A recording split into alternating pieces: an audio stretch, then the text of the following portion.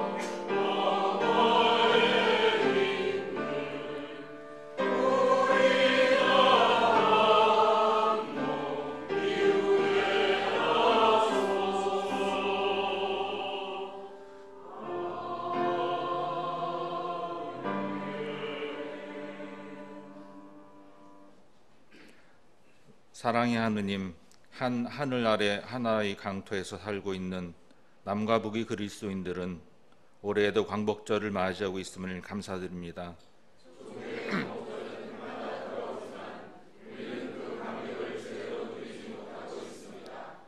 73년간 분단된 채 갈등하면서 온전한 사랑을 실천하지 못하고 있음을 진실로 고백하나이다.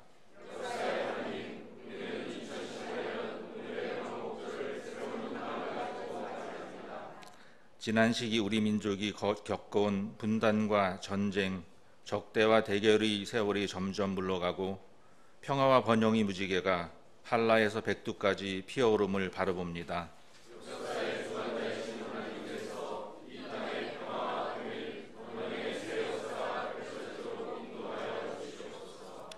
평화의 하나님, 분단과 갈등의 대명사였던 판문점에서 역사적인 남북 정상의 상봉과 회담이 진행되고 판문점 선언이 채택되어 마침내 남과 북은 화해의 길로 나아가게 되었습니다.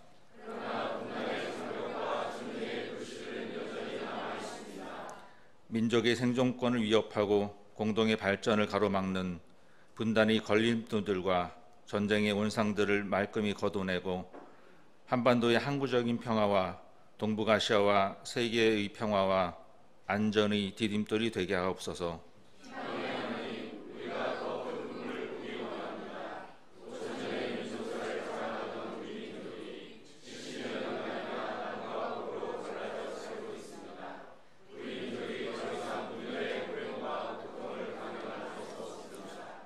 이제 새로운 시간의 분수령에서 우리 민족의 삶이 역사적 전환점을 맞이하도록 이끌어 주옵소서.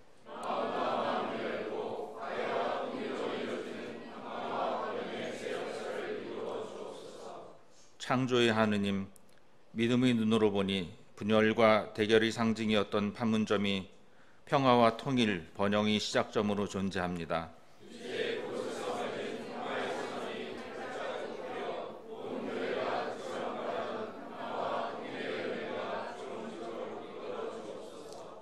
남과 북, 해외의 모든 그리스도인들이 한반도의 평화와 통일, 번영을 위해 힘써 일하도록 힘과 지혜와 용기를 주시고 전 세계 그리스도인들이 적극 지지에 나서도록 역사하여 주옵소서.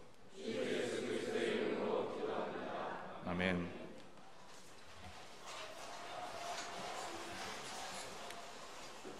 박현진 형제께서 기도해 주시고 성서의 말씀을 봉독해 주시겠습니다.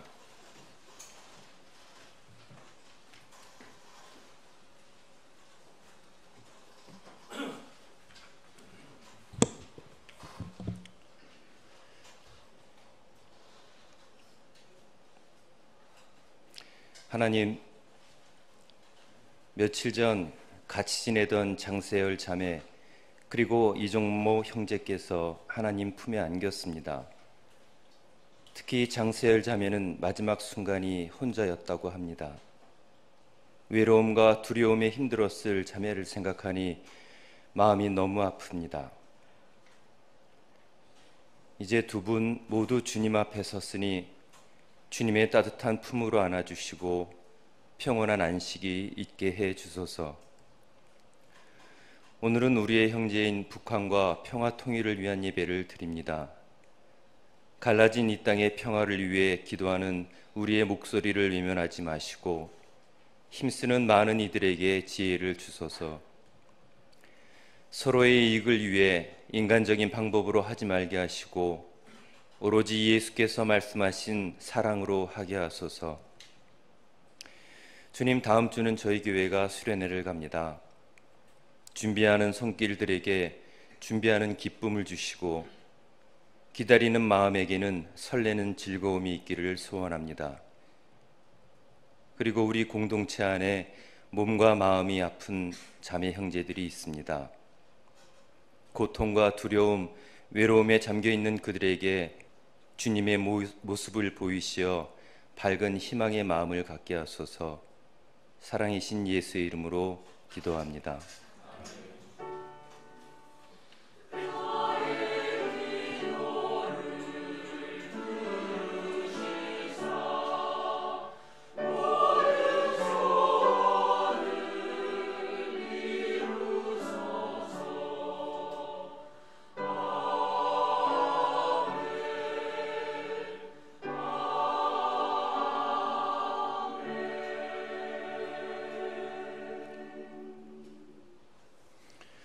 성서 말씀입니다. 신명기 11장 8절에서 9절 말씀입니다. 그러니 당신들은 오늘 내가 당신들에게 내리는 모든 명령을 지키십시오. 그러면 당신들은 힘을 얻고 당신들이 건너가 차지하려는 땅에 들어가서 그 땅을 실제로 차지할 것입니다. 또한 주님께서 당신들 조상과 그 자손에게 주시기로 약속하신 땅, 곧 젖과 꿀이 흐르는 땅에서 오래 살 것입니다. 누가복음 15장 3절에서 6절입니다. 그래서 예수께서는 그들에게 이 비유를 말씀하셨다. 너희 가운데서 어떤 사람이 양 100마리를 가지고 있는데 그 가운데서 한 마리를 잃으면 99마리를 들에 두고 그 잃은 양을 찾을 때까지 찾아다니지 않겠느냐. 찾으면 기뻐하며 자기 어깨에 메고 집으로 돌아와서 벗과 이웃사람을 불러 모으고 나와 함께 기뻐해 주십시오. 잃었던 내 양을 찾았습니다 하고 말할 것이다. 하나님의 말씀입니다.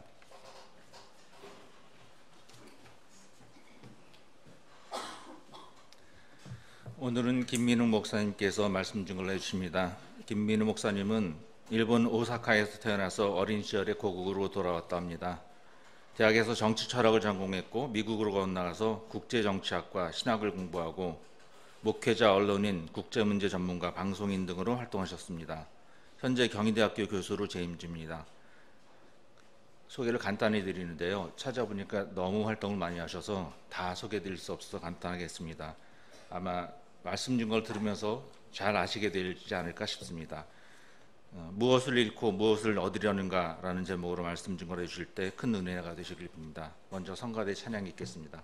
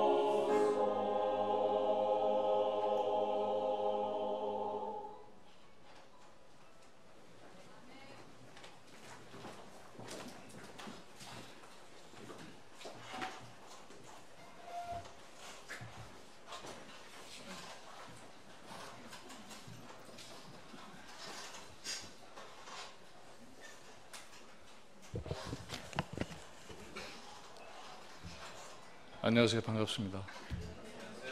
네. 정말 오랜만에 이 교회에 와 보게 됩니다. 불러주셔서 고맙습니다. 평화통일 주간으로 되어 있죠. 저희들이 조금 전에도 봤지만은 남과 북, 북과 남이 함께 같은 기도를 드렸고 또 그걸 통해서 우리의 마음이 하나가 되는 그런 소중한 경험을 했습니다. 평화, 통일, 요즘 이 말 잘 쓰나요? 어떤가요?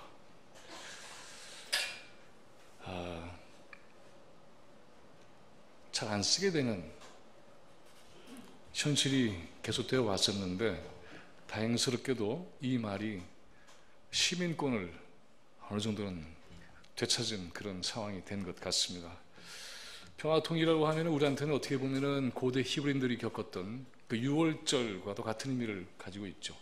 압제, 폭력, 착취, 이런 데서 해방이 될 수 있겠는가라고 하는 절절한 염원, 이런 것들에 대한 갈망 그리고 감사, 이것이 우리가 알고 있는 유월절에 담겨 있습니다.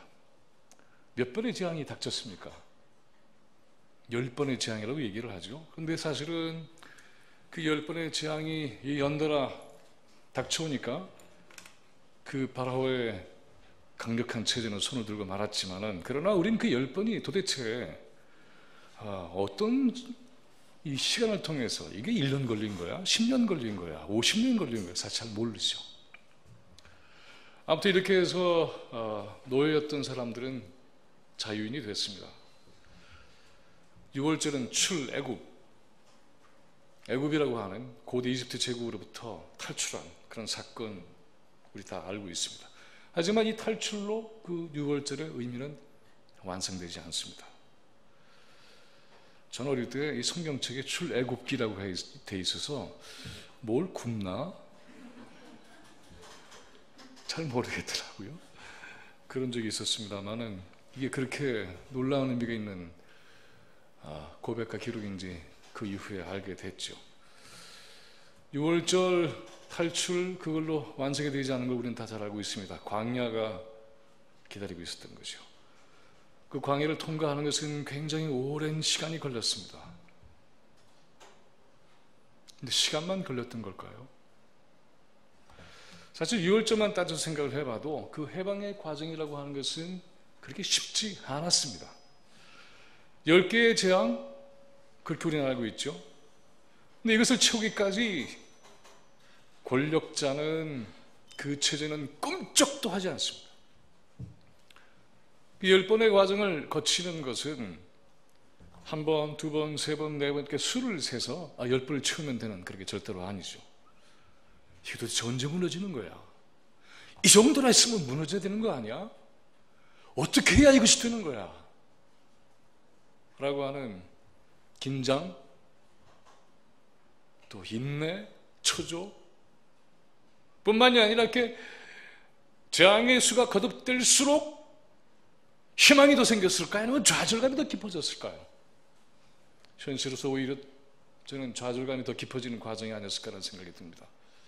이만하면 물러나야 되는 거 아닐까? 이만하면 쓰러져야 되는 거 아닐까? 이만하면 우리를 옥죄고 있는 손을 놔야 되는 거 아닐까? 이러면서 많은 고민을 했을 겁니다. 조짐이 보이지 않는 거죠. 그런 재앙의 사이사이를 견디는 일은 결코 쉽지 않았을 겁니다. 물론 그러면서 우리가 주목해야 할 것은 그런 사이사이에 파라오라고 하는 권력 주변에 있던 세력들이 하나하나 떨어져 나가기 시작했죠. 결국은 고립되는 그런 상황이 된 것을 우리는 잘 알고 있습니다. 그리고 마침내 장자의 죽음이 닥쳤죠. 지금 뭘 의미하는 겁니까? 이런 폭압적인 체제는 더 이상 계승될 이유가 없다라고 하는 거죠. 이런 체제는 더 이상 대를 이을 이유가 없다라고 하는 거죠. 미래는 도저히 용납할 수 없는 그러한 세상이다라고 하는 거겠죠. 여러분, 도대체 이 히브리 백성들이 탈출해왔던 고대 이집트의 체제라는 게 도대체 어떤 겁니까? 여러분, 첫 번째 재앙이 뭔지 다 잘 기억하시죠? 어떤 거죠? 예? 성서 퀴즈대를 한번 열어볼까요? 뭡니까? 모세가 자기가 한때 양을 치던 지팡이를 나일강에다가 담그잖아요. 그랬더니 어떻게 되죠? 피로 변하는 거죠. 퀴즈가 너무 쉬워서 대답하기가 싫습니까? 그래서 도저히 먹을 수 없는 물이 되었더라, 난리가 난 거죠. 그러나 이것이 갖고 있는 의미는 대단히 중요한 것 아니겠습니까? 이 강으로 연결되는 모든 하수와 천은 다 그렇게 피비린내 나는 것으로 요동을 칩니다.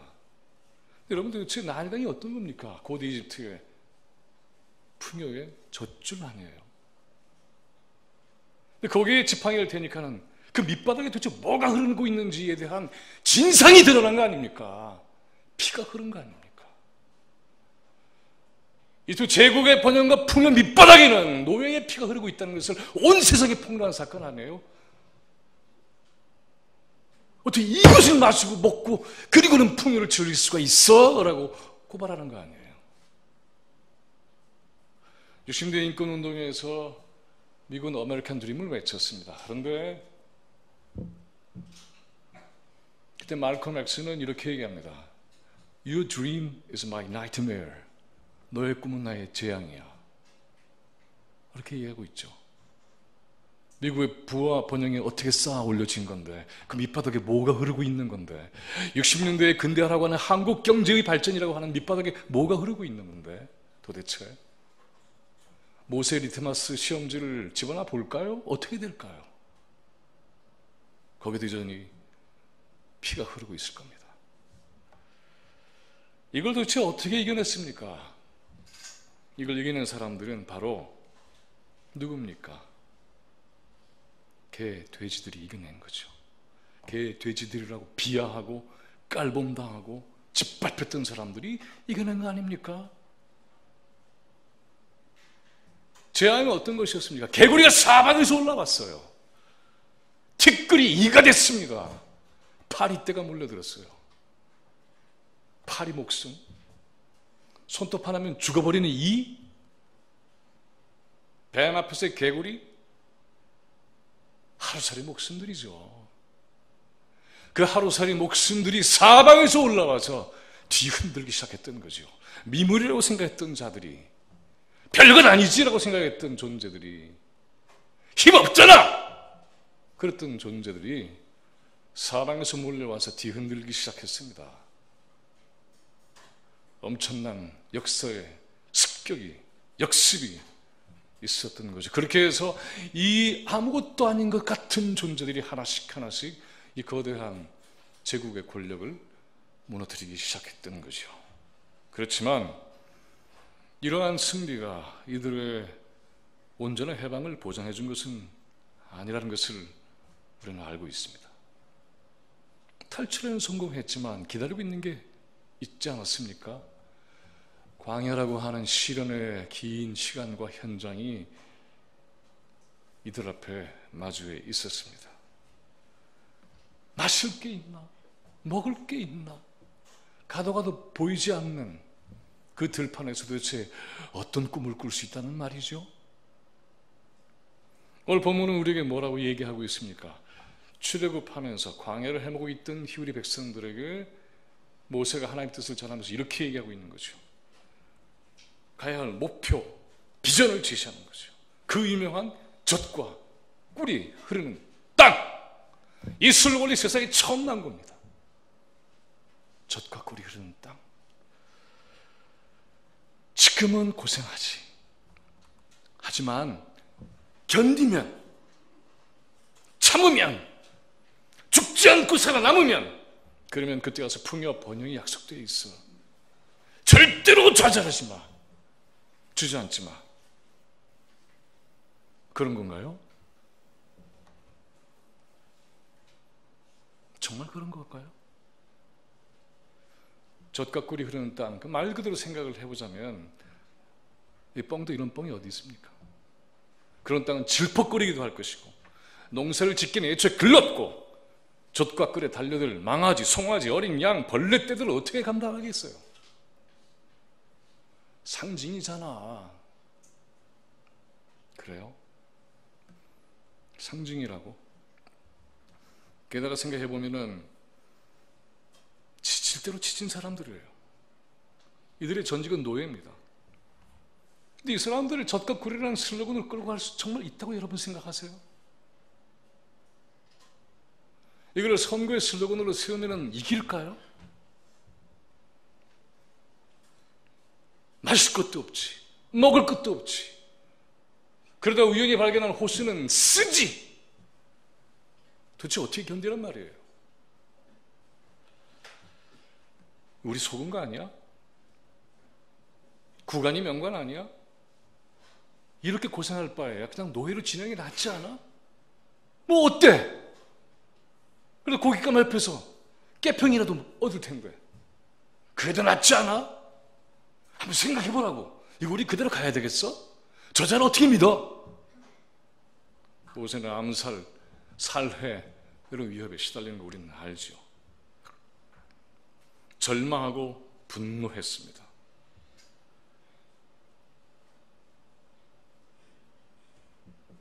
이런 사람들을 달래가면서 내세운 게 젖과 꿀이 흐르는 땅이에요. 이게 먹힌다고 생각하세요? 아니, 먹고 싶다는 걸 줘야지. 고기 먹고 싶다는데 젖과 꿀이라고? 땡길까요? 여러분은 어떻습니까? 괜찮아요? 8.15 광복절을 맞으면서 특히 우리 한반도 운명 어떻게 풀어갈 건가 참 고민이 많죠. 우리 아까 함께 기도를 했습니다마는 4월 27일에 판문점 선언, 그리고 6월 12일에 싱가포르에서 있었던 북한과 미국, 이 말도 북미 공동성명, 이거 좀 고쳐야 될 상황이 됐죠. 조미 아닙니까? 남한하고 북한하고 하면, 저 미국하고 공동성명하면 남미 공동성명 그래요? 아니잖아요. 북미 노섬을 이렇게 합니까? 상대방의 이름을 정확하게 불러줘야죠. 근데 그런 것들이 있음에도 불구하고 쉽지 않은 걸 우리는 경험하고 있습니다. 요즘 불거진 게 뭡니까? 북한 석탄 아닙니까? 유엔 제재 논란도 불러일으키고 있죠. 근데 가만히 따져보니까 이게 북한에 대한 제재로 끝나는 게 아니더라고요. 우리에 대한 제재잖아요. 개성공단 못하고 있잖아요. 민족 내부의 거래가 제재 대상이 되고 있는 것 아닙니까? 제재는 왜 한 거죠? 핵무기를 만들어서 제재하겠다는 거 아니에요. 제재의 이유가 핵무기를 만든 거라고 한다면 세상에서 가장 제재를 많이 받아야 될 나라가 도대체 어디예요? 잘 모르세요? 거론해봐요.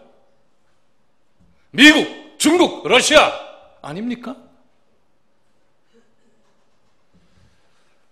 참 억울한 생각이 안 드세요? 어떻게 이럴 수가 있어? 미국은 그간에 한 게 없어요.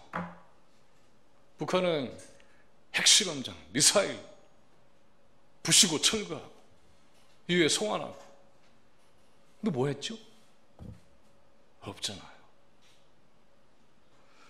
힘의 논리가 현실에서 합법성을 얻고 있습니다. 기독교 신앙은 힘의 논리를 인정하지 않는 거죠.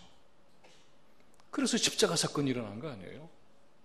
힘의 논리를 인정했다면 왜 십자가에 매달리는 사건이 벌어집니까? 예수께서 십자가에 날려 돌아가시고 죽인 자들이 있잖아요. 죽은 것만 얘기하고 죽인 자들이 있는 건 얘기 왜 안 합니까? 힘의 논리를 이겨낸 사랑과 평화의 힘, 이거죠. 현실의 힘, 현실의 폭력, 현실의 강대함, 이것이 세상을 쥐락펴락하고 있는 이 우리의 역사 앞에서 기독교 신앙 가진 사람들은 이걸 정면으로 마주해야만 답이 나올 겁니다. 우리는 물리적인 힘이나 경제적인 권력이나 정치적인 지배권이나 이런 걸 믿는 게 아니잖아요. 사랑을 믿는 사람들 아니에요. 그럼 분노해야 되는 거 아니에요? 이거 부당한 거 아니야? 오늘날 서양의 중세의 종교재판을 누가 가당하다고 생각합니까? 그거 정말 잘했던 것 같아 그때는 이라고 생각합니까? 북한에 든 제재가 옳다고 생각하세요 정말? 그렇게 만들었잖아. 전 세계가 너 하지 말라 그러는데 왜 해? 석탄에 죄 있어요? 이제는 풀어야 되잖아 라는 소리가 나와야 되는 거 아닙니까? 안 나와요. 제재를 위반한 것만 중죄처럼 몰립니다. 오늘날 우리가 살아가는 세상을 어떻게 인식할 건가 하는 건 굉장히 중요한 문제죠. 진실이 계속 왜곡되거나 또는 사실관계를 비틀거나 그렇게 되면 심각한 문제들이 생겨요. 특히 피해자를 가해자로 몰면 안 되는 거 아니에요. 억울한 입장인 사람을 억울한 일을 만든 사람처럼 만들면 안 되는 거 아니에요. 저는 이 촛불시민혁명 이후에 정세가 바뀌면서 아주 오랫동안 방송에 나가지 못했던 일이 풀려서 요즘 여기저기 이렇게 나가서 얘기를 합니다. 공중파만이 아니라 그동안에 저를 기피했던 종편에도 나가요. 나가서 얘기하는데 사실 미치겠어요. 얘기를 계속 듣고 있어야 돼? 그리고 여기 나와서 얘기해야 되나? 임에도 불구하고 나가서 얘기합니다. 그런 말조차 할 기회가 없다고 한다면 그러면 어떻게 될까? 아찔해지는 거죠. 근데 이런 일이 매일매일 일어나고 있어요. 남북관계에는 물론이고 북한 뉴스는 책임을 안 져요. 안 지잖아요. 아니면 말고죠. 그래서 가짜 뉴스가 매일 만들어져도 해결되지가 않아요. 오늘날 한국 사회의 일용할 양식은 어디에서 나옵니까? 교회 천만의 말씀, 하늘에서 천만의 말씀, 방송과 언론이죠. 매일매일 우리에게 일용할 양식을 주시는 것은 방송과 언론이에요. 거기서 그날 생각해야 할 바와 생각하는 방식까지 정해줍니다. 그날 방송과 언론에서 얘기하지 않으면 그건 생각 안 해도 돼요. 그날 방송이 침묵하고 있으면 우리도 침묵해도 괜찮아요. 그날 방송과 언론이 이렇게 생각해? 그럼 그렇게 생각하는 거구나 이렇게 합니다. 이게 정말 중요한 화제거든. 다 사방에서 그 얘기해요. 설조수님이 40일 동안 단식을 해도 제대로 취급하는 방송이 없잖아요. 조창희 정교지 위원장이 27일을 단식해도 제대로 조명하는 데가 없잖아요. 그건 생각하지 말라는 거죠. 그건 이 시대 이 역사를 위한 일용할 양식이 아니라는 거 아니에요. 정말 그렇습니까?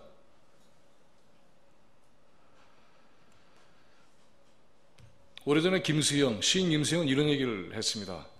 도대체 신문만 보는 머리에서 뭐가 나와? 라고 얘기했습니다. 근데 오늘날에는 신문과 방송만 보고 살아가는 머리에서 뭐가 나올까요? 라는 질문을 똑같이 할 수 있지 않을까요? 예능과 먹방이 판을 치죠.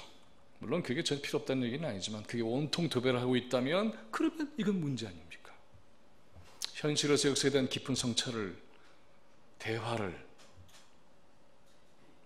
하는 프로 만들기 어렵죠. 광고가 안 문드는데 채널을 돌려버리는데 그래도 꾸준히 해나가면 이런 세상이 있네, 이런 목소리가 있네, 이런 깨달음이 있을 수 있네, 이럴 수 있는 것 아니에요. 안 하는 거죠. 누군가 이 나라 백성을 개돼지로 불렀다고 해서 난리가 나는데 사실 일상에서 우리는 이미 개돼지 취급받고 있는 것과 다를 바가 없어요. 그냥 먹방 봐, 그냥 웃어, 먹방과 예능으로 그냥 인생을 즐겨. 뭘 생각해? 이런 세상을 바꾸지 못하면 또다시 폭력과 압제가 지배하는 그런 세상이 오겠죠? 우리 이미 경험했어요. 10년 동안 열심히 해놨는데 순식간에 무너졌잖아요. 앞으로는 절대로 안 무너질 거라고요? 장담합니까? 헤겔, 모차르트, 베토벤이 나왔던, 괴테가 나왔던 나라가 파시즘 국가가 됐어요. 독일, 그렇지 않아요? 자신 있어요? 그렇지 않아요. 유랑하면서 피를 뿜어내고 절규했던 백성이 국가 폭력을 앞세워서 팔레스타인 사람들 짓밟고 있잖아요. 이스라엘. 자신 있습니까? 그렇지 않아요. 한순간 한순간 무너질 수 있는 거죠. 한순간 한순간 이겨내는 겁니다. 그렇지 못하면 폭력과 압제가 주인 노릇하게 되어 있습니다. 그리고 여러분 다 아시잖아요. 이미 그런 반격이 총공세를 펼치고 있잖아요. 아닙니까? 조금 전에 얘기했지만 4월 27일 그리고 6월 10일 우리는 판문점 싱가포르에서 놀라운 장면 봤습니다. 우리 기도문에서 뭐라고 얘기했습니까? 그럼에도 불구하고 어떻게 이렇게 모든 게 가로막혔을까? 라고 얘기하고 있잖아요. 남과 북과 미국이 서로 손을 잡고 한반도 평화의 힘을 모으자 온 세상이 그렇게 약속하지 않았습니까? 그러나 우리는 이후에 이것을 끊임없이 해방하고 좌절시키고 모략하고 짓밟고 하는 일이 계속되고 있고 점점 그 목소리가 커지고 있어요. 미국에서, 일본에서, 대한민국에서. 그게 하다가 끝나는 거예요. 아닌 것 같아요. 우린 그렇게 그 일을 수없이 당했어요. 하나만 꼭 좀 짚고 싶습니다. 이게 설교에서 적절한 얘기인지 모르겠지만 꼭 하고 싶어요. 제가 아주 오래전 미국에서 공부를 할 때 리버사이드 교회에 뉴욕에 있는 교회죠. 설교를 들어갔는데 저는 그 설교를 보고 깜짝 놀랐어요. 세금 문제를 가지고 설교를 해요. 세상에. 굉장히 깊은 감동을 받았어요. 세금의 문제를 적나라하게 쫙 정리해주고 이 세금이 어떻게 쓰이는지 얘기하고 이 세금을 누구한테서 가장 많이 걷어가는지 얘기하고 누가 가장 버려지고 있는지 저렇게 훌륭한 설교가 될 수 있구나. 그래서 제 설교가 굉장히 훌륭할 것이라고 얘기한 건 아닙니다. 하나만 꼭 좀 짚고 싶어요. 아시는 분들도 아시겠지만 그래도 이것은 꼭 얘기하고 넘어가야 되겠습니다. 지난 6월 12일 날 여러분이 다 알고 있다시피 싱가포르에서는 북한, 미국, 조선민주인민공화국 그리고 미 합중국, 김정은, 트럼프 그 두 사람 사이에 공동성명이 나왔죠. 근데 이 공동성명에 대한 평가는 한국 언론 전체가 몇 개의 진보 언론 빼고는 다 형편없었습니다. 아시죠? 이거 9.19 공동성명도 못한 거야. CDID가 없잖아. 어떻게 비핵화한다고? 이건 2000년도 9.19 공동성명보다 훨씬 후퇴한 거야. 죄다 평가자라 했어요. CVID 영어로 그렇게 얘기하죠. 완전한 complete 그리고 확증할 수 있는 verifiable 그리고 되돌아갈 수 없는 irreversible dismantlement 그런 무장해제 이거 없다 이런 거죠. 자 여러분 어떻게 생각하세요? 뭘 제대로 읽지 않은 거죠. 읽고도 모르는 척하는 거죠. 제대로 읽을까 봐 은폐한 거죠. 제대로 읽으면 문제가 생길까 봐 덮은 거죠. 9.19 성명은 북한의 비핵화를 우선했지만 6.12 성명은 관계 정상화가 비핵화를 촉진한다 이렇게 분명히 밝히고 있어요. 비핵화를 하면 관계가 나아질 거야 이렇게 얘기하고 있지 않아요. 엄청난 변화예요. 이것은 너 닦아 벗어 내놔 그러면 내가 너 믿어줄게 이렇게 얘기한 게 아니에요. 우리 친하게 지내자 응? 관계를 좀 잘 만들어 보자 그러다 보면 비핵화라는 과정으로 들어가지 않겠어? 라고 얘기한 겁니다. 전혀 다른 방식이에요. 그렇잖아요. 친해진 사람과 친하지 않은 사람은 문제를 푸는 방식이 다를 수밖에 없어요. 친하지 않으면 사소한 문제도 커져요. 별것 아닌 것도 굉장히 심각해질 수 있어요. 친해지면 그거 그냥 넘어가도 돼. 좀 기다려주지 뭐. 괜찮아. 이런 거죠. 그거 하자는 거 아니에요. 그러니까 없는 게 당연한 거죠. 뿐입니까? 이 CBID가 언제 나왔는데?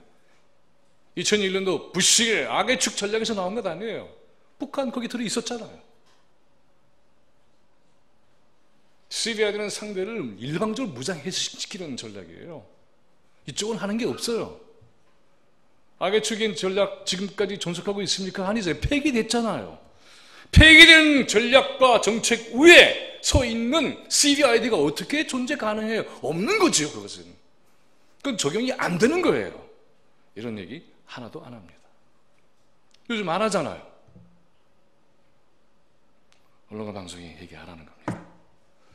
상대방을 일방적으로 멸절시키겠다는 무장해제 전략, 이 모순, 역사적인 시대착오 다 얘기 안 해요. 이미 폐기된 전략 속에 폐기된 내용인데 계속 그것을 우려먹겠다는 거 아닙니까?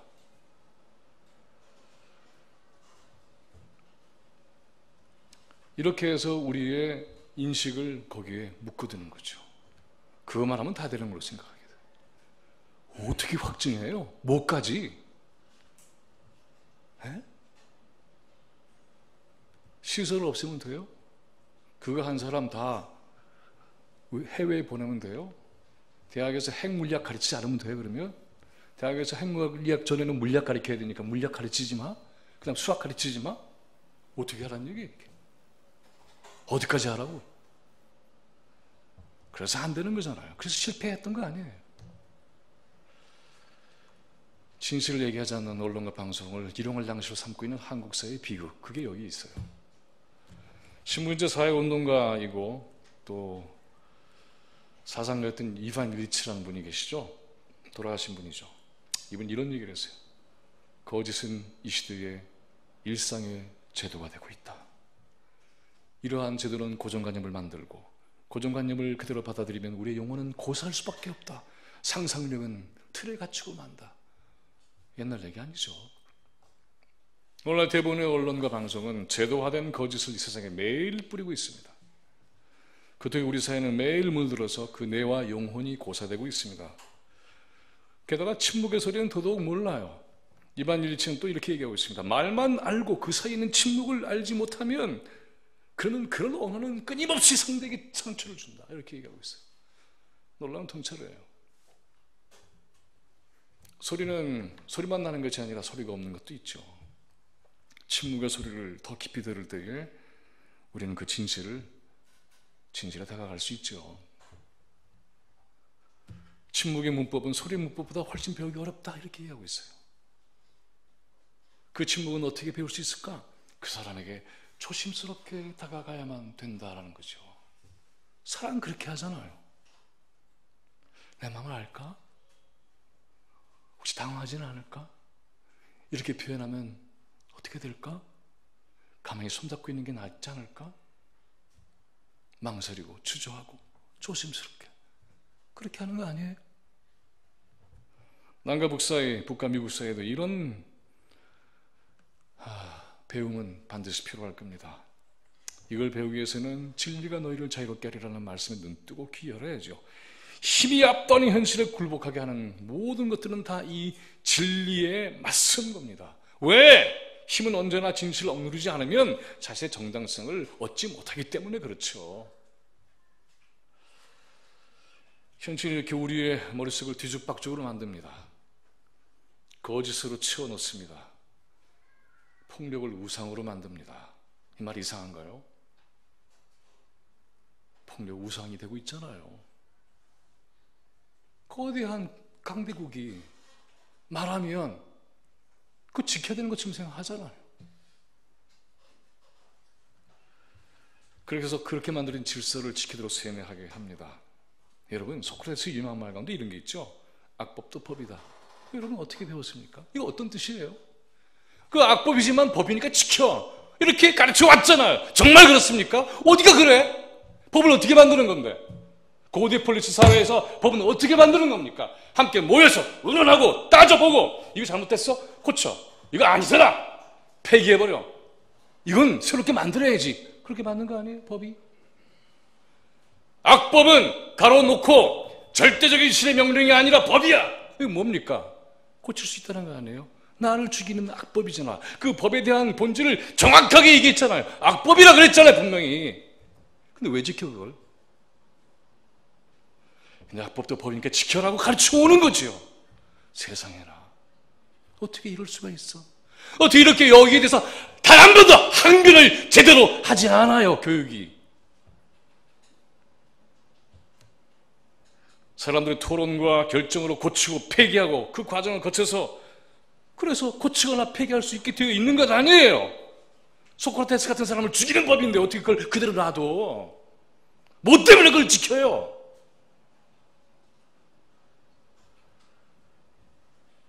이런 식으로 길들여진 우리의 머리는 이미 굳어있고 상상력은 빈곤해집니다. 그리고는 기존의 제도의 폭력과 기존의 제도의 악마적 성격에 그대로 굴종하는 거 아니에요. 그 악법을 지키라니, 그럼 그 악법이 없어질 때까지 어떻게 하겠다는 건데. 독일의 노동운동은 이런 슬로건을 걸고 있죠. 오늘의 투쟁은 내일의 법이다. 얼마나 멋져요.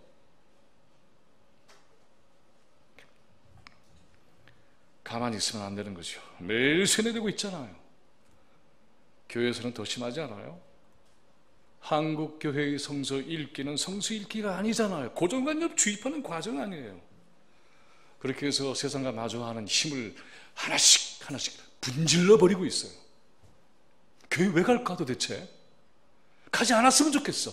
이런 마음이 가득해요. 세길교회가 있어서 얼마나 다행인지 몰라요. 그런데 안 가고 싶은 분들이 모인 거 아니에요. 오늘 또 다른 본문 한번 볼까요? 얘기 우리 다 잘 알고 있잖아요. 잃어버린 양을 찾는 목자의 얘기예요. 잃어버린 양을 찾는 이 목자는 누굽니까? 누구죠? 누구예요? 하고 예수님이잖아. 그래요? 아니잖아요. 본문에 어떻게 되어 있습니까? 너희 중에 어떤 사람이 양 100마리가 있는데 이렇게 얘기하고 있잖아요. 니들 가운데 누군가가 이런 상황에 처하면 어떻게 할 거야? 라고 묻고 있는 거 아니에요. 어떻게 거기 예수님이라는 말이 어디 나와 있어요? 목자. 주구장창 그렇게 가르쳐. 분명히 그렇게 되어 있잖아요. 너희 중에 어떤 사람이 양 100마리가 있는데 이건 니들 일이거든. 니들이 이런 일을 겪을 때 어떻게 하니? 그거 찾잖아. 나도 지금 같은 거 하고 있거든. 근데 왜 시비야?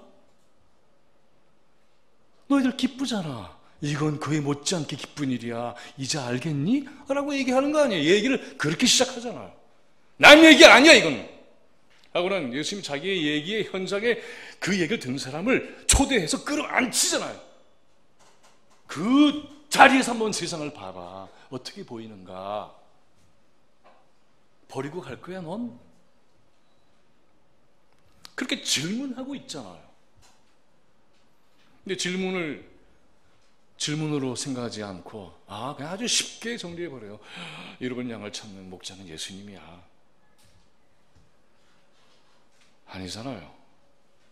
이렇게 되면 우리 각자의 주체적인 경험, 주체적인 의지, 주체적인 결단, 주체적인 행동 사라지게 돼 있잖아요. 그건 그분의 직업적인 전문적인 일이야. 그건 내 일 아니야. 이렇게 돼버리는 거 아니에요. 그래서 교회는 예수를 향한 박수를 치는 박수부대로 전락하고 있는 거 아닙니까? 왜 자기는 못나서? 왜 예수님한테는 전부 책임 전가를 해? 넌 뭐하고? 이렇게 되는 거 아니에요? 그러니까 교회는 무력해지는 거죠. 남의 얘기가 아닌데 자기 얘기인데 그 비유 속으로 한번 들어가 보죠. 한 마리가 사라졌어요. 이거 어떻게 알았죠? 제가 성경 공부하면서 이거 꼭 물어봐요. 어떻게 알았을까? 하는 거죠. 평소에 놈 습관을 잘한대. 세어본대. 어떻게 세어봐요? 들판인데. 우리로 들어갈 때는 혹시 몰라. 한 마리, 두 마리, 세 마리. 이거 어떻게 세요? 67, 68, 69, 아니 65, 66 이렇게 셀 거예요? 어떻게 세냐고? 그냥 아는 거죠. 대안학교에서 닭 100마리를 기른 학생이 있었는데 내가 이 얘기를 하니까는 그 학생이 그렇게 얘기하더라고요. 맞아요. 닭 100마리 기르는데 딱 아침에 딱 들어가면 금방 알겠대요. 100마리. 그런 거죠. 그런 긴밀한 관계 속에서 이 사건은 일어날 수 있는 거죠. 당연히 척 보면 알게 돼 있어야만 되는 거죠. 안다는 건 그 즐거움, 아픔, 갈망, 기원 이런 걸 다 끌어안고 살고 있는 공동체라는 걸 의미하는 거 아닙니까? 근데 한 마리가 사라졌어요. 나머지는 어디에 있는 걸까요? 양우리에 돌려보냈다? 그거 아니에요. 들판에 그냥 있는 거 아니에요. 니들은 함께 있잖아. 이런 거죠. 들판에 있는 거 아닙니까? 자, 그러면 이제 어떤 일이 벌어질까요? 이 들판에 있는 거예요. 네. 그 나머지 양들은 어떻게 생각할까요? 상상을 한번 해보자. 뭐야? 이럴 수 있죠. 불평을 살 만한 일이 됩니다. 그래서 우리는 이런 문제 앞에 만나면 언제나 정죄하는 공식이 하나 있잖아요. 어떻게 하는 거죠? 대를 위해서 소를 희생하는 거죠. 성서에 있는 비유는 적절하게 설명하지만 현실과 만나면 대부분은 대를 위해서 소를 희생해요. 바쁘잖아. 시간 없잖아. 그럼 또 그래. 99마리는 어떻게 하려고? 이게 더 큰 힘을 발휘합니다. 그렇게 되고 말죠. 근데 이 이야기 속에 목자는 어떻게 합니까? 망설이지 않아요. 그리고 잃어버린 양을 찾으러 갑니다. 그리고는 되찾아오죠. 찾아서 너 때문에 내가 어떤 고생을 했는지 알고 발길질 한 것도 아니잖아요. 등에 메고 오잖아요. 이거 기가 막힌 장면이에요. 목자가 씩씩거리면 주인을 만난 어린 양은, 이 양은 등에 메어서 자기의 고단함을 해결하고 있어도 마음은 불안하기 짝이 없어. 집에 가면 엄마한테 그냥 터질 텐데 이러는 거 아니에요. 아버지한테 혼날 텐데 이럴 거 아니에요. 이미 그때 양은 마음이 평안해지는 거죠. 목자의 즐거움이 그에게 전달되기 때문에. 그러면서 어떻게 합니까? 돌아가서 잔치를 벌이죠. 이 장면을 목격한 99마리는 어떤 생각을 할까요? 아, 그러네. 안 찾아오면 어떻게 될까요? 아, 그러네. 똑같이 그럴 거예요. 뭡니까? 안 찾아오면 내가 저 지경이 되면은 나도 그냥 한 방에 가겠구나 이렇게 생각하겠죠. 찾아온 걸 보면 아, 그래. 내가 혹시 길을 잃어도 이 공동체는 나를 반드시 되찾아 주겠구나 이렇게 생각하죠. 아니면은 내가 내 살 길 찾아야 돼. 이게 신자유주의 아닙니까? 내가 내 살 길 찾아야지. 뭘 공동체를 믿어? 무슨 약속을 믿어? 의리가 어디 있어? 그래서 무너져 내리는 거죠. 그러니까 이 사건은 양 한 마리를 구한 사건이 아니라 100마리 전체를 구한 사건이에요. 다 살게 됐잖아요. 이게 어디 한 마리예요? 다 살게 된 거지. 아니면 100마리가 다 무너지는 거죠. 그 한 마리가 세상을 모두를 구하는 사건으로 이어지는 것 아닙니까? 그리고 잔치를 벌였대. 세상에나 자기의 존재감이, 자기의 가치가 이렇게 확증되는 사건이에요. 나는 그냥 돌아온 게 아니에요. 나는 존엄한 존재로 인정받게 된 거예요. 나는 돌아와서 비난받거나 책임 추궁을 당하거나 몰리거나 지탄받거나 그런 게 아니죠. 어떻게 힘들었지? 걱정하지 마. 이제 너희 집이야. 평안하지? 모두가 즐거워하고 있어. 모두가 너를 환대해주고 있잖아. 너 얼마나 귀한 존재인 줄 알아? 그런가?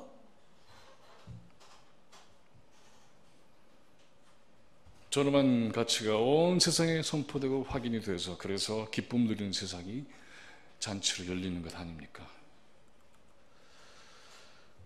놀라운 얘기예요. 바로 여기에서 우리는 젖과 꿀이 흐르는 땅의 미래를 보게 되는 겁니다. 그것은 풍요와 번영으로 포장된 세계가 아닙니다. 그건 어디론가 마침내 가면 드디어 만나는 그런 땅이 아니에요. 고기 맛에 쫙 그냥 온몸이 그냥 물들어서 노예 생활도 감수해도 괜찮아. 그런 세상에게 살육이 아닌, 지배와 굴종이 아닌 평화로 이루어지는 젖과 꿀을 갈망하게 하는 일이에요. 젖과 꿀은 누구의 피를 흘리지 않아도 돼요. 젖과 꿀은 누구를 지배자로, 누구는 굴종자로, 노예로 만들어서 하지 않아도 된다는 거 아닙니까? 그런 정신, 그런 체제, 이걸 의미하는 것이 젖과 꿀이죠. 전혀 다른 정신적 체질, 이게 이 안에 들어있어요. 전혀 다른 것을 뜨겁게 바라도록 하는 거죠. 인간은 노예로 만들어버리고 죽이고 깔보고 짓밟는 세상은 아무리 풍요하고 아무리 강대하더라도 아무리 유혹적이라 하더라도 거부하는 겁니다. 아니야. 이게 젖과 꿀이 흐르는 땅에서 일어나는 사건입니다. 안전하고 힘 있는 자리에 있는 다수가 이리로 가자, 힘없는 저건 버리고 가자. 그래도 아니다. 이게 젖과 꿀이 흐르는 땅에서 일어난 사건이에요. 결코 그럴 수 없다, 이런 태도죠. 인간의 존엄한 가치를 가장 우선에 두는 겁니다. 인간과 자연의 조화를 가장 우선에 두는 태도예요. 가장 미약한 존재를 가장 먼저 구하고, 가장 무력한 존재에게 희망을 주고, 가장 억울한 존재 편에 서는 것, 이게 젖과 꿀이 흐르는 땅에서 일어나는 사건입니다. 통일을 말하면서 지배자가 되는 것을 꿈꾸는 사람들이 천지 깔려 있어요. 불을 차지하는 것을 꿈꿉니다. 민족의 반을 자신의 노예로 삼을 것을 꿈꿉니다. 강대국이 앞잡이가 되어서 일신의 영달을 꿈꾸는 자들도 있습니다. 교육이라고 하면서 가난한 이들을 깔보고 부려먹을 생각부터 하는, 그걸 교육이라고 생각하는 자들이 있습니다. 그래야만 풍요가 온다고 얘기하는 자들이 있습니다. 이것은 젖과 꿀이 흐르는 땅이 절대로 아닙니다. 그건 고객가마를 독차지하는 자들이 지배하는 노예 체제일 뿐입니다. 젖과 꿀이 흐르는 땅은 탈원전으로 가는 길입니다. 젖과 꿀이 흐르는 땅은 개발주의에서 벗어나는 길입니다. 젖과 꿀이 흐르는 땅은 전쟁의 습관에서 벗어나는 길입니다. 젖과 꿀이 흐르는 땅은 강대국 앞에서 용기를 가지고 우리의 몫을 내는 자리입니다. 그 때문에 고난이 오더라도 주저앉지 않는 것이고, 소박하게 살아도 행복한 세상을 꿈꾸는 것, 다시는 노예로 사는 것을 온몸으로 거부하고 저항하는, 바로 거기에서 젖과 꿀이 흐르게 되는 겁니다. 여기에서 우리의 존엄이 세워지는 거죠. 인간의 존엄이 선포되는 겁니다. 평화통일은 바로 이러한 가치와 이러한 가치의 존엄을 우리 모두가 누리는 세상입니다. 하나님 나라의 전치가 이렇게 해서 열릴 겁니다. 우리는 그걸 기뻐하고 덩실덩실 춤을 출 겁니다. 잃을 것은 거짓이고 얻을 것은 진리입니다. 잃을 것은 죽음과 전쟁이며 얻을 것은 생명과 평화입니다. 하루의 완성, 역사의 완성을 창세기에서 하나님 어떻게 얘기하셨습니까? 아침이 시작되고 저녁이 오니까 아니죠. 그 반대입니다. 저녁이 되고 아침이 되니, 이거죠. 어두운 밤이 지나고 생명의 아침이 깨어나면 우리의 하루, 우리의 역사가 완성됩니다. 그 아침을 향해 가는 우리의 정신적 체질을 변화시키는 광야, 복될 겁니다. 아무리 험난해도. 저리로 잃어버린 양 한 마리라도 결국 찾아오는 이들이 도처에 운집하는 세상, 함께 꿈꾸고 함께 만듭시다. 기도하겠습니다.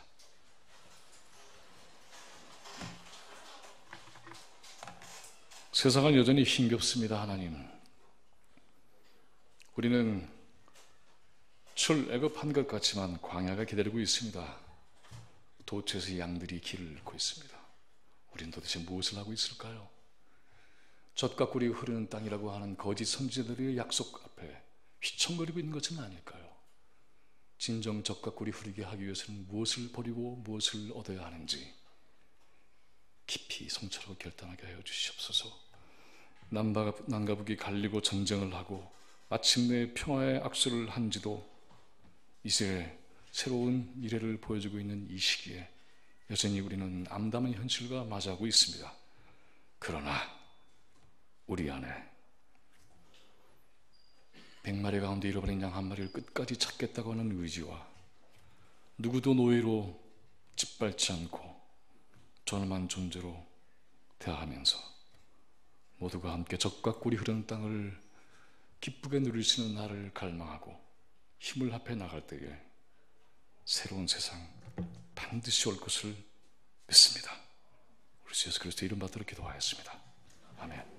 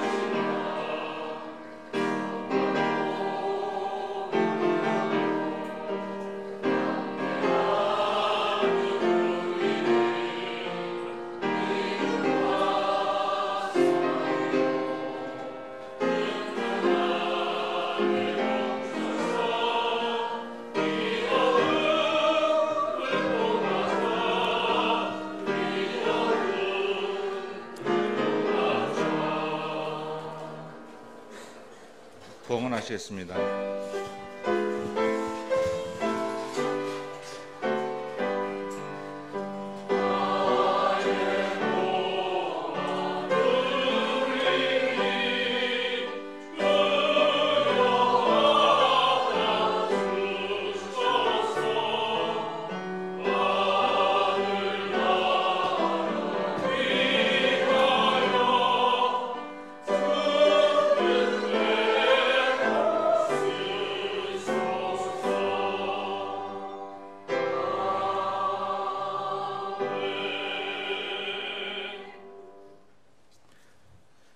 보잘것없는 것으로 드리지만 하나님의 나라를 위하여 선하게 쓰도록 도와주심을 바라며 예수님 이름으로 기도드립니다. 이웃을 위한 기도 시간입니다. 오늘은 이 땅의 평화와 통일 그리고 좀 나아가서 정의, 자유, 민주주의를 위해서 멀리는 일제강점기부터 그리고 지금 이 순간에도 크고 작은 수고를 마다하지 않는 수많은 고마운 이웃을 생각해 보았습니다. 각자가 생각나는 대상이 다양할 텐데요. 그 이웃들의 삶과 모습들을 떠올리면서 잠시 묵상 기도하시겠습니다.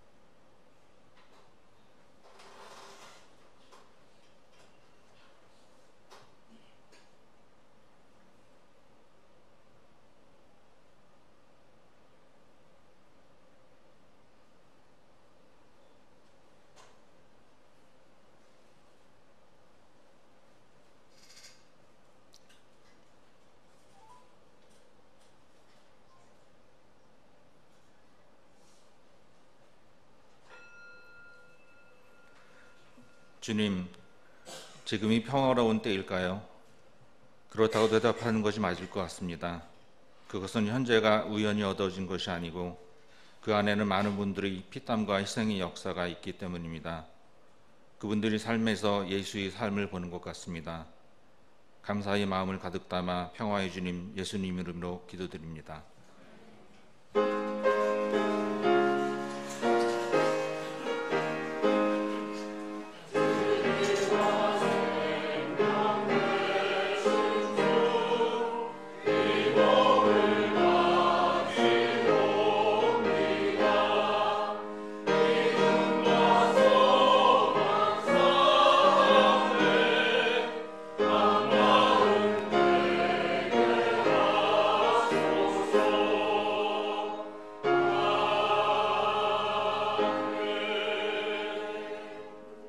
함께 세길신앙 고백을 하시겠습니다.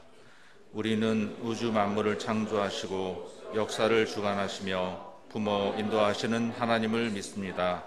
우리는 모든 악으로부터 우리를 해방하여 새 사람으로 일으켜 주시는 예수 그리스도를 믿습니다. 우리는 모든 생명들이 서로 소통하도록 이끌며 고난과 절망 속에서도 우리에게 언제나 새로운 희망과 능력을 주시는 성령을 믿습니다. 우리는 교회가 예수 그리스도의 십자가와 부활에 동참하고 자매 형제들이 사랑의 교제를 나누는 신앙 공동체임을 믿으며 창조의 보존과 완성을 위해 인간의 생명과 존엄을 지키기 위해 하나님의 정의와 평화의 실현을 위해 우리의 삶을 바칩니다.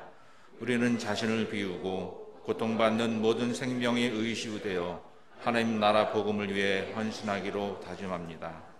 기도하시겠습니다. 사랑과 평화의 주님, 오늘의 깨달음이 우리 삶이 이 땅의 평화의 씨앗이 되는 시작이 되게 하시옵소서. 주님 가르치신 기도를 드리오니 새로운 세상 내일을 시작하는 우리 삶에 항상 함께 하시기 원합니다. 하늘에 계신 우리 아버지여, 이름이 거룩을 받으시오며 나이가 넘치며 이 땅에서 이루어진 것 같이 땅에서도 이루어지이다. 오늘날 우리에게 일어나는 것을 주옵시고 우리가 우리의 죄 인자에 사해 준 것 같이 우리의 죄를 사해 주옵시고 이를 심에 들게 하지 마옵시며 다만 악에서 구하옵소서.